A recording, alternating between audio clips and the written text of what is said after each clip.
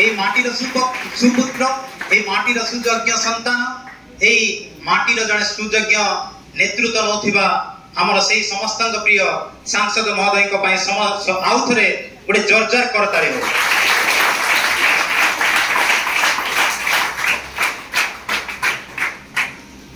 বর্তমান মু আমার সাংসদ মহোদয় এবং অধ্যক্ষা ম্যাডাম को অনুরোধ করিবি সে মানে আমার অতিরিক্ত জেলাপাল মহোদয় को আমার উত্তরীয় এবং আমার সেই রায়গড় স্বয়ংশাসিত মহাবিদ্যালয় তরফରୁ এক ছোটিয়া উপহার প্রদান করিবা হেবে।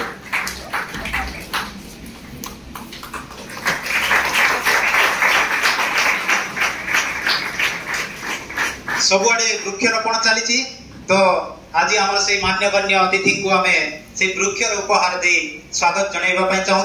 तो गोटे जोरदार करताली हो। उत्तरीय एवं से आमर एक छोटिया उपहार टी दे सम्मानित करबा।